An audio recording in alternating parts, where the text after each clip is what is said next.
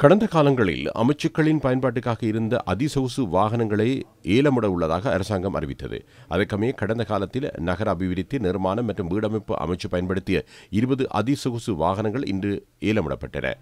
Toyota land cruiser V8 வகையைச் சேர்ந்த 3 வாகனங்கள், Audi A6 வகையைச் சேர்ந்த 2 வாகனங்கள், லேண்ட் ரோவர் டிஸ்கவரி வகையைச் சேர்ந்த 2 வாகனங்களும் அதில் உள்ளடக்கம்.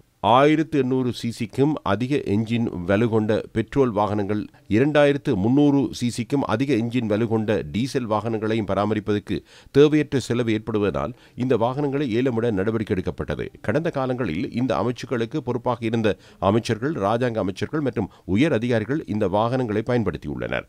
இந்த வாகனங்களை கொள்வனவு செய்ய அதிகளவான பொதுமக்களின் பணம் செலவழிக்கப்பட்டதோடு அதனை பயன்படுத்தும் போதும் அதிகளவு பணம் செலவிட்டமையினால் அமைச்சுக்கு ஏற்பட்ட நட்டம் அதிகமாகும். 87 விண்ணப்பதாரிகள் முன்வைத்திருந்த விலைமனு கோரலுக்கு அமைய அமைச்சின் கட்டுப்பாடுகளின் கீழ் இன்றைய தினம் 15 வாகனங்கள் விற்பனை செய்யப்பட்டன.